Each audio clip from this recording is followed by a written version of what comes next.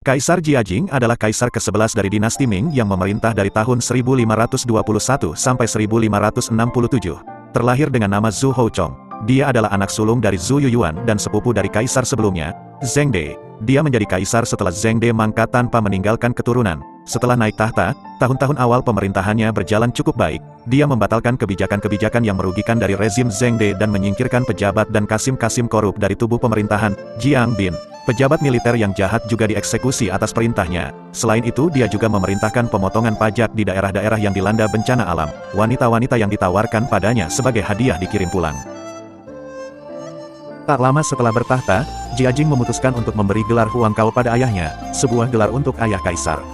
Hal ini diprotes oleh banyak menterinya yang menganggapnya tidak sesuai dengan tradisi karena ayah Jiajing bukan kaisar sehingga tidak memenuhi syarat untuk mendapat gelar itu. Bukannya menuruti nasihat itu, Jiajing malah menjebloskan atau menghukum mati mereka yang memprotes keputusannya. Akibatnya banyak pejabat jujur mengundurkan diri sehingga memberi kesempatan bagi mereka yang korup menyusup ke tubuh pemerintahan. Jiajing seorang yang takhayulan dan terobsesi mencari rahasia keabadian.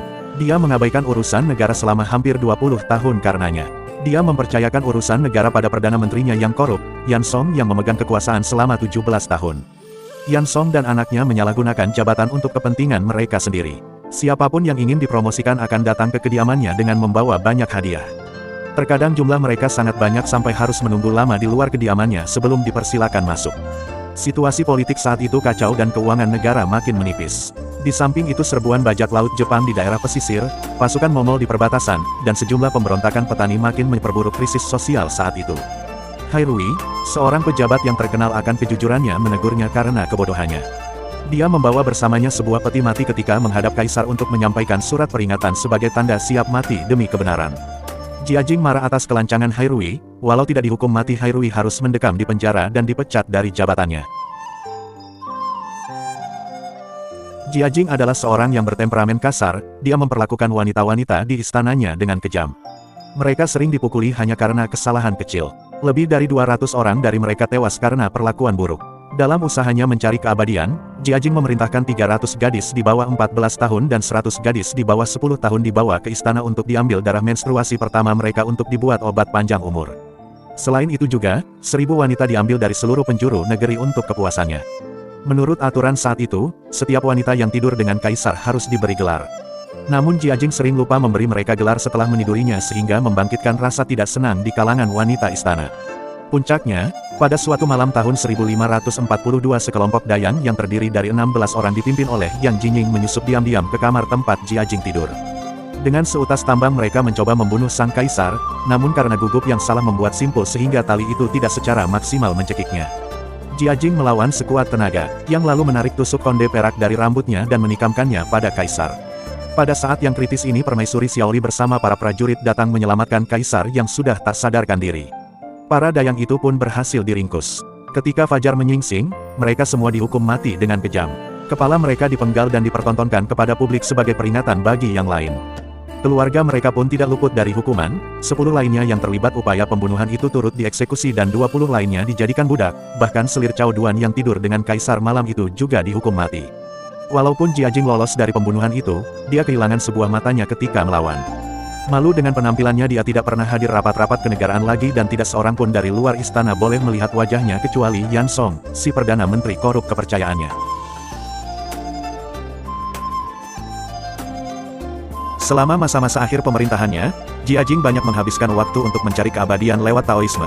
Dia banyak mengambil gadis-gadis yang baru memasuki usia remaja untuk melakukan hubungan seks yang diyakini menambah kekuatannya. Dia juga memerintahkan pendeta-pendeta Tao untuk mencari mineral-mineral langka dari seluruh penjuru negeri untuk dibuat obat panjang umur dan awet muda, termasuk zat merkuri yang membahayakan kesehatan. Obsesinya ini memperburuk kondisi keuangan negara dan mendapat banyak tentangan dari berbagai pihak. Setelah 45 tahun bertahta, Jiajing wafat pada tahun 1567 dan digantikan oleh anaknya, Zhu Zaihu. Masa bertahtanya yang panjang menjadikannya Kaisar Ming kedua yang paling lama berkuasa setelah cucunya, Kaisar Wanli. Walaupun pada masanya keadaan negara relatif stabil, kemerosotan mulai tampak pada akhir abad 16 karena dia banyak mengabaikan tugas sebagai kepala negara. Kaisar Hongzhi, juga dikenal dengan nama kuilnya sebagai Kaisar Xiaozong dari Ming. Nama pribadi Zhu Youcheng, adalah kaisar dinasti Ming, memerintah dari tahun 1487 hingga 1505. Ia menggantikan ayahnya, Kaisar Cheng Hua, dan pemerintahannya sebagai Kaisar Tiongkok yang disebut Restorasi Hongzhi. Kaisar Hongzhi adalah penguasa yang bijaksana dan damai. Hongzhi, nama era pemerintahannya, berarti pemerintahan besar. Selama masa pemerintahannya, ia memberhentikan sejumlah pejabat besarnya karena ia menganggap mereka korup dan tidak kompeten. Gaya pemerintahannya yang transparan memupuk kemakmuran di antara rakyat yang ia pimpin. Dan ia adalah salah satu dari dua kaisar Tiongkok yang tidak memiliki selir. Zhu Yacheng lahir pada masa ketika Nyonya Wan, selir favorit ayahnya, Kaisar Cheng Hua, dan para pendukungnya menyingkirkan semua calon pewaris tahta. Untungnya, putra kaisar muda diselamatkan oleh mantan permaisuri dan terhindar dari kematian. Dia tidak bersatu kembali dengan ayahnya sampai usia 5 tahun, ketika dia diangkat menjadi putra mahkota. Sejak usia muda, ia menunjukkan kecerdasan luar biasa dan unggul dalam studinya, menerima pendidikan Konfusianisme terbaik. Setelah naik tahta pada tahun 1487, pemerintahan kaisar berpedoman pada ideologi Konfusianisme, dan ia sendiri dikenal karena ketekunan dan kerja kerasnya. Dia mengawasi dengan cermat semua urusan negara, menerapkan langkah-langkah seperti pengurangan pajak dan pengeluaran pemerintah, dan menunjuk pejabat yang cakap untuk menduduki posisi menteri. Hal ini menandai periode harmonisasi kerjasama yang jarang terjadi antara kaisar dan sekretaris agung serta menterinya pada periode Ming Tengah. Selain itu, kaisar mendorong para menterinya untuk mengungkapkan pendapatnya secara terbuka dan bahkan mengkritik keputusannya. Akibatnya, kekuasaan para Qasim berkurang dan intrik istana yang dilanda pemerintahan sebelumnya dihilangkan. Hal ini menghasilkan pemerintahan yang lebih transparan dan merevitalisasi fungsi otoritas. Di bawah perintah kaisar, Kode Ming Agung diperbarui dan ditambah. Perekonomian kekuasaan berkembang pesat, dan pemerintah berupaya mengatasi kekurangan mata uang melanjutkan produksi koin yang telah dihapuskan pada tahun 1430-an. Meskipun menghadapi serangkaian banjir, Sungai Kuning berhasil diatur, dan perdagangan luar negeri dengan Asia Tenggara berkembang pesat. Kebijakan luar negeri Kaisar Hongzhi bersifat damai, dengan satu-satunya kampanye militer besar pada masa pemerintahannya adalah ekspedisi ke Hami pada tahun 1495. Pasukan Ming juga secara efektif menumpas beberapa pemberontakan kecil. Hasilnya, rakyat sejahtera di bawah pemerintahannya. Dibandingkan dengan para pendahulunya yang terkenal, Kaisar Hongzhi dapat dianggap sebagai salah satu penguasa dinasti Ming yang paling sukses, bersama dengan Kaisar Hongwu dan Yongle. Namun, di akhir masa pemerintahannya, ia menjadi lemah dalam pemerintahannya dan membiarkan kerabatnya mempunyai pengaruh yang terlalu besar.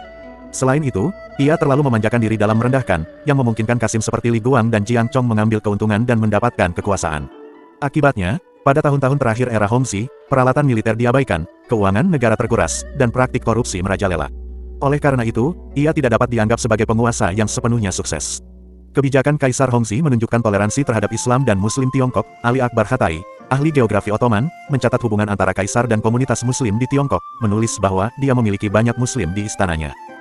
Setelah naik tahta, Kaisar Hongzhi menurunkan pangkat dan mengasingkan para Qasim yang korup dan tidak populer, seperti Liang Fang. Ia kemudian menunjuk calon-calon yang mampu dan dapat dipercaya untuk memimpin upacara direktorat, yang juga secara informal menjabat sebagai kepala para Qasim di istana kerajaan. Salah satu kandidat tersebut adalah Huai En, yang sebelumnya telah pensiun. Terlepas dari upaya ini, para pejabat terus mengkritik para Qasim dan tidak menyetujui sikap Kaisar dan keluarganya terhadap penganut Buddha dan Tao. Namun, keputusan Kaisar untuk membatasi kekuasaan unit polisi rahasia Qasim, yang dikenal sebagai Depot Barat dan Timur, diterima dengan rasa terima kasih oleh pejabat dan pejabat ibu kota. Kaisar juga memastikan untuk menunjuk orang-orang terhormat untuk memimpin unit-unit ini, serta pengawal istana. Pada masa pemerintahan Kaisar Hongzhi, hanya ada 2 kasus penting secara politik terkait Qasim yang muncul. Pada tahun 1489, Jiang Chong, yang telah menjadi salah satu dari 3 pejabat yang memerintah Nanjing selama bertahun-tahun, terlibat dalam gangguan dengan badan sensor mengenai legalitas pendapatan tertentu. Pendapatan ini rupanya digunakan untuk membayar pengeluaran Kaisar. Jiang Chong menyalahkan badan sensor atas jaminan mereka mendeteksi pelanggaran hukum lainnya, sementara badan sensor menuduhnya melakukan kesalahan. Kaisar akhirnya memenangkan Jiang Chong pada tahun 1490, namun serangan dari para pejabat terus berlanjut hingga ia digulingkan pada tahun 1494. Kejatuhannya disebabkan oleh proyek konstruksi yang mengganggu konfigurasi geomantik Nanjing. Kasus kedua melibatkan Li Guang, yang ditugaskan oleh Kaisar untuk mengumpulkan dana melalui izin penjualan garam dan pembayaran untuk promosi dan menunjuk pejabat.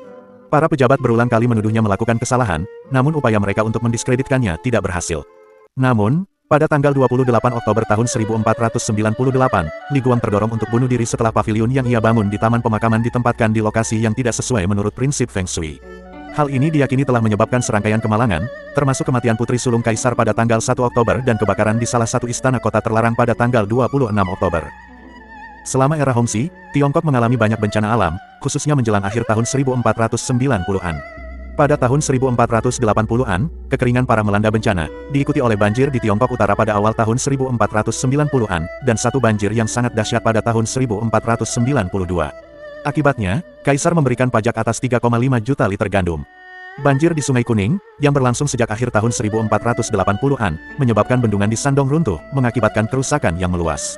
Pada tahun 1493, seorang ahli bernama Liu Daxia akhirnya diberi tugas untuk mencari solusi atas permasalahan tersebut.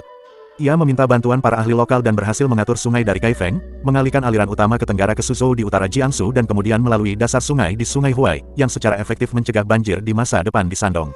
Proyek ini melibatkan 120.000 orang dan membutuhkan waktu 2 tahun untuk menyelesaikannya.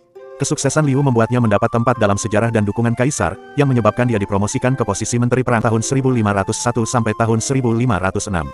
Ia menjadi orang kepercayaan kaisar selama tahun-tahun terakhir pemerintahan Kaisar Hongxi. Tidak seperti hampir semua pendahulu dan penerusnya yang mempunyai banyak selir dan melahirkan banyak anak bagi kaisar, Kaisar Hongxi hanya memiliki 1 permaisuri selama masa hidupnya, ditambah dengan fakta bahwa permaisuri Zhang hanya memiliki 2 putra, salah satunya meninggal saat masih bayi. Kaisar Hongxi hanya mempunyai 1 calon untuk menggantikannya. Setelah kaisar meninggal pada tahun 1505, ia digantikan oleh putranya, Kaisar Zhengde. Sekian video kali ini, terima kasih sudah menonton sampai selesai. Mohon maaf kalau ada salah informasi.